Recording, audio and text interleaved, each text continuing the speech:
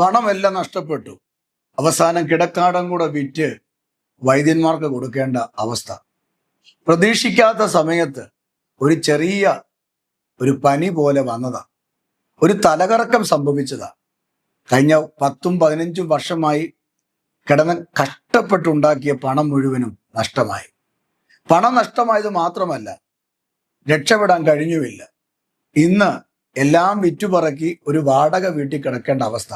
അത് മാത്രമല്ല, ആ പണം ചെലവാക്കിയത് ആർക്കു വേണ്ടിയാണോ ആ വ്യക്തി ഈ ലോകത്തിൽ നിന്ന് മാറ്റപ്പെട്ടു.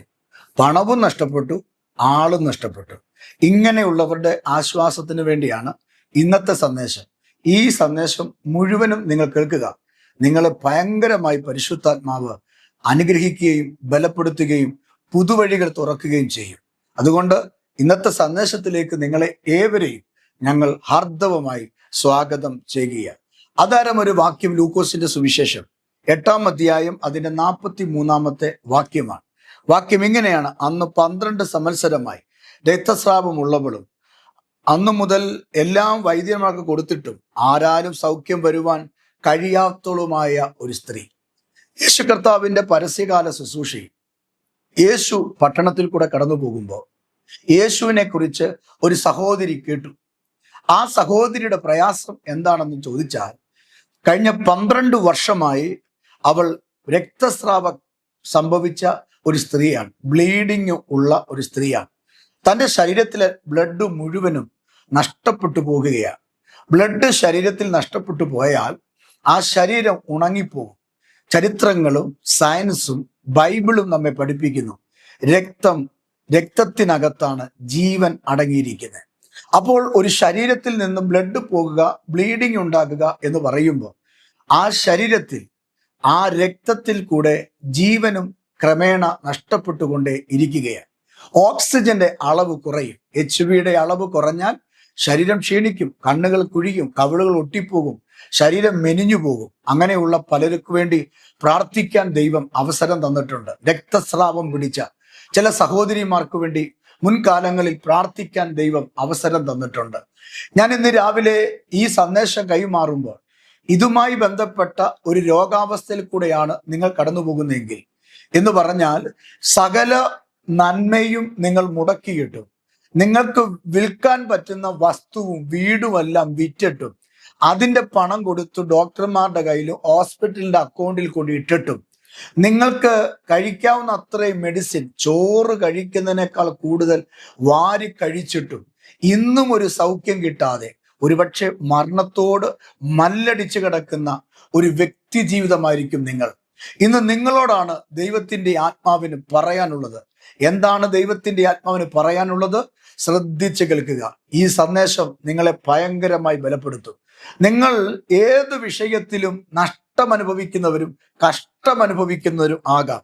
ഇവിടെ ഇതാ 12 വർഷം, 1-2 വർഷമല്ല.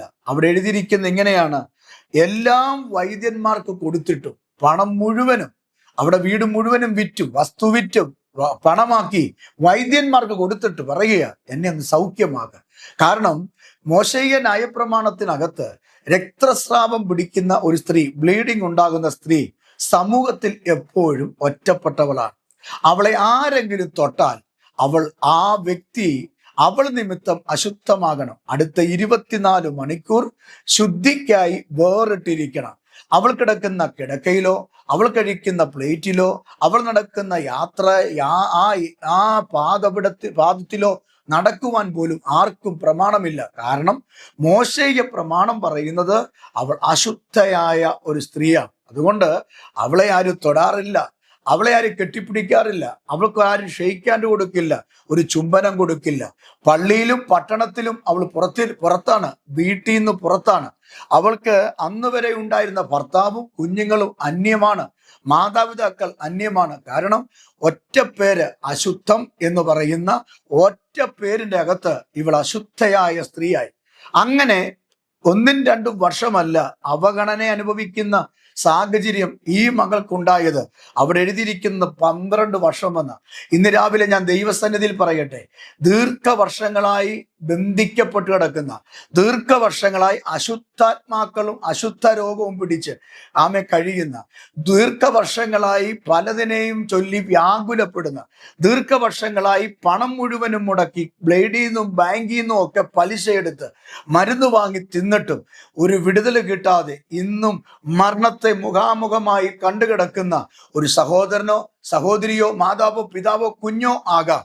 നിന്നോടുള്ള ദൈവത്തിന്റെ ദൂതാണ് 12 വർഷത്തെ രോഗസൗഖ്യം ഒരു വൈദ്യനും സഹായിക്കാൻ കഴിയാതെ വന്നപ്പോൾ, മനുഷ്യന്റെ കഴിവ് അസ്ഥാനത്തെത്തിയപ്പോൾ, മെഡിക്കൽ സയൻസ് അവിടെ അൻപെ പരാജയപ്പെട്ടപ്പോൾ, അവൾ കഴിച്ച മെഡിസിൻ എല്ലാം അവൻ അസാധുവായി മാറിയപ്പോൾ, ജീവനുള്ളൊരു ദൈവമുണ്ടെന്നും ആ ദൈവത്തിന്റെ വസ്ത്രത്തിന്റെ തൊങ്ങലേലെങ്കിലും തൊട്ടാൽ എനിക്ക് സൗഖ്യം കിട്ടുമെന്ന് തീരുമാനമെടുത്ത ഒരു സ്ത്രീയെ നമ്മൾ ഇവിടെ പരിചയപ്പെടുകയാണ്.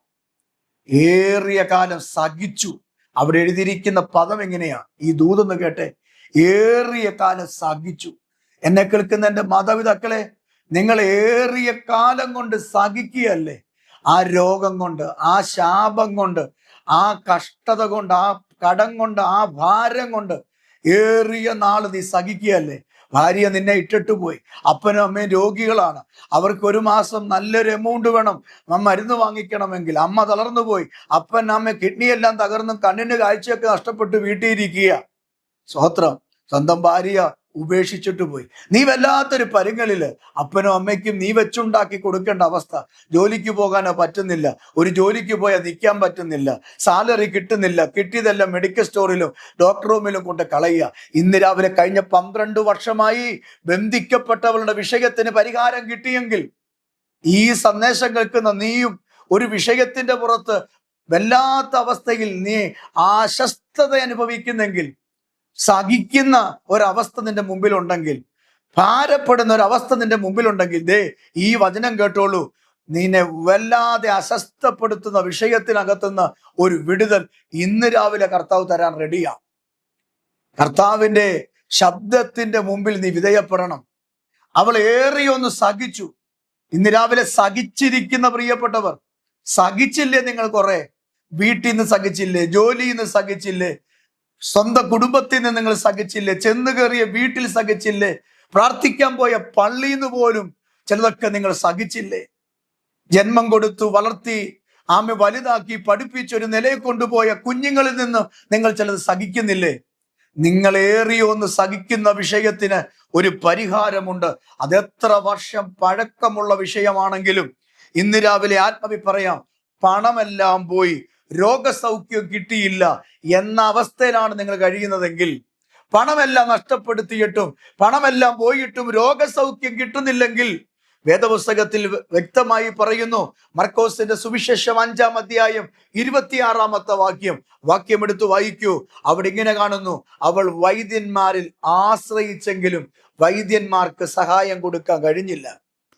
എന്നാൽ ലേവ്യ പുസ്തകത്തിലെ 15-ാം അധ്യായം 25, 26, 27 വാക്യങ്ങളിൽ ആമേൻ ഒരു രക്തസ്രാവക്കാരി സ്ത്രീയുടെ ആകത്തുക എഴുതിയിട്ടുണ്ട്. എന്നാൽ യേശു കർത്താവിന്റെ അടുക്കൽ അവൾ വരികയാണ്. അവൾ വിശ്വസിച്ചു. എന്താണ്? ലൂക്കോസിന്റെ സുവിശേഷം 18-ാം അധ്യായം 48-ാമത്തെ വാക്യത്തിൽ അവൾ വിശ്വസിച്ചു. എന്ത്? യേശുവിന് അസാധ്യമായതൊന്നുമില്ലെന്ന്, ദൈവത്തിന് അസാധ്യമായതൊന്നുമില്ല എന്ന് ലൂക്കോസ് 8:48 അവൾ വിശ്വസിച്ചു. അവിടെ വിശ്വാസത്തിന്റെ പുറത്ത് ആമൻ ദൈവം അവൾക്ക് വേണ്ടി അത്ഭുതം ചെയ്യുകയാണ്. ഏറിയോ ഒന്ന് സഹിച്ചിട്ടും വിടുതൽ കിട്ടാതെ കഴിഞ്ഞപ്പോൾ അവസാനം അവൾക്കൊരു കാര്യം മനസ്സിലായി, എൻ്റെ ഈ വിഷയത്തിൽ നിന്ന് എന്നെ പുറത്തു കൊണ്ടുവരുവാൻ നസ്രായനായ യേശുവിന് മാത്രമേ കഴിയൂ. അതുകൊണ്ട് അവൾ യേശുവിൽ വിശ്വസിച്ചു. ഇന്ന് രാവിലെ എൻ്റെ പ്രിയപ്പെട്ട എൻ്റെ മാതാപിതാക്കളോട് ഞാൻ പറയട്ടെ, നീയോ നിന്റെ കുഞ്ഞോ ഇതേ ഉണക്കുള്ള ഒരു പ്രത്യേക സാഹചര്യത്തിൽ കൂടെ കടന്നു പോകുന്നെങ്കിൽ, നീ അറിയാതെ നിന്റെ ശരീരത്തിൽ നിന്ന് ബ്ലഡും നീ അറിയാതെ നിന്റെ ശരീരത്തിൽ നിന്ന് ആരോഗ്യം നഷ്ടപ്പെടുന്നെങ്കിൽ, ഈ രാവിലെ ആത്മമണ്ഡലത്തിൽ ഞാൻ ദൂത് കൈമാറുകയാ. ഒരു വഴിയേ ഉള്ളൂ, യേശു എന്ന വഴി. യേശു എന്ന വൈദ്യന്റെ അടുക്കൽ നിങ്ങൾ അടുത്തു ചെല്ലാൻ നിങ്ങൾ റെഡിയാണെങ്കിൽ, നിങ്ങൾ സകല വൈദ്യന്മാരിലും പല രോഗാവസ്ഥയിലും പല ഡോക്ടർമാരെ പല ആശുപത്രികളിലും കയറിയിറങ്ങി നടന്നിട്ട് പലരെയും ആശ്രയിച്ചിട്ട് അവർ പറഞ്ഞ പണം മുഴുവനും കൊണ്ടടച്ചിട്ട് ഒരു വിടുതൽ കിട്ടാതെ നീ ഭാരപ്പെടുന്നെങ്കിൽ ഇന്ന് രാവിലെ ലൂക്കോസിന്റെ സുവിശേഷം 8-ാം അധ്യായം 48-ാം വാക്യം തുറന്നു വെച്ച് വായിക്കൂ. അവിടെ ഇങ്ങനെ എഴുതിയിട്ടുണ്ട്, ദൈവത്തിന് അസാധ്യമായതൊന്നുമില്ല. യെസ്, ദൈവത്തിന് അസാധ്യമായതൊന്നുമില്ല. നിന്റെ രോഗം സൗഖ്യമാക്കാൻ ദൈവത്തിന് കഴിയും.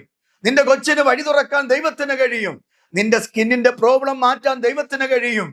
ഉള്ള ഓയിൽമെന്റ് എല്ലാം വാങ്ങിച്ചു, എല്ലാ മരുന്നും കഴിച്ചു, പച്ചമരുന്നും ഇംഗ്ലീഷും ആയുർവേദവും ഹോമിയോ എല്ലാം കഴിച്ചിട്ട് വിടുതൽ കിട്ടാതെ നിരാശയുടെ മുഖത്താണോ ഇന്ന് പകൽ നീ ഇരിക്കുന്നേ? ഇന്ന് രാവിലെ നിങ്ങൾ ശ്രദ്ധിച്ചു കേൾക്കൂ. എന്നെ വിടുവിച്ച എന്റെ കർത്താവിനെ ഞാൻ ഉയർത്തുന്നത്. അതുകൊണ്ട് എൻ്റെ ജീവിതത്തിൽ വ്യക്തിപരമായി 100 കൂട്ടം കാര്യങ്ങൾ പറയാനുണ്ട്. എന്നാൽ ഇന്ന് പകൽ ആ വെളിച്ചത്തിൽ ഞാൻ പറയുക, എൻ്റെ ദൈവത്തിന് അസാധ്യമായതൊന്നുമില്ല. പണവും നഷ്ടപ്പെട്ടു, രോഗവും മാറിയില്ലെങ്കിൽ ഇനി മരണമാണെന്നും മണിക്കൂറുകളും ദിവസങ്ങളും എണ്ണി തിട്ടപ്പെടുത്തി ഡോക്ടർ നിന്നെ വിധി എഴുതിയിരിക്കുന്നെങ്കിൽ ഭാരപ്പെടരുത്. നീ മരിക്കില്ല. നീ അങ്ങനെ മരിക്കാനുള്ള വ്യക്തിയല്ല. എന്നും സമൂഹത്തിൽ അവഗണിക്കപ്പെടാനുള്ള വ്യക്തിയല്ല.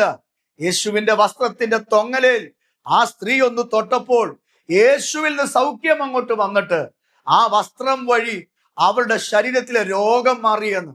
ഇന്ന് രാവിലെ എൻ്റെ പ്രിയപ്പെട്ട സഹോദര, സഹോദരി, കൂടപ്പിറപ്പേ, പരിശുദ്ധാത്മാവ് ഞാൻ പറയാ, കർത്താവിന്റെ വസ്ത്രത്തിൽ നിന്ന് പുറപ്പെട്ട ദൈവശക്തി അവളെ സൗഖ്യമാക്കിയെങ്കിൽ ആ സാന്നിധ്യം കൊണ്ട് ഞാൻ ഇന്ന് രാവിലെ പറയുന്നു, നിങ്ങളെയും സൗഖ്യമാക്കാൻ, നിന്റെ പെങ്കൊച്ചിനെ സൗഖ്യമാക്കാൻ, നിന്റെ കുടുംബത്തെ സൗഖ്യമാക്കാൻ, നിന്റെ വീടിന്റെ അവസ്ഥയ്ക്ക് മാറ്റം വരുത്താൻ, നിന്റെ ദാരിദ്ര്യം മാറ്റാൻ ദൈവത്തിന് അസാധ്യമായതൊന്നുമില്ല. ഇന്ന് രാവിലെ വിശ്വസിക്കൂ, കർത്താവ് നിങ്ങളുടെ സ്ഥിതിക്ക് വ്യത്യാസം വരുത്തും. കർത്താവ് നിങ്ങളുടെ സാഹചര്യങ്ങൾക്ക് മാറ്റം വരുത്തും. കർത്താവ് നിങ്ങളുടെ അവസ്ഥകൾ എടുത്തു മാറ്റും.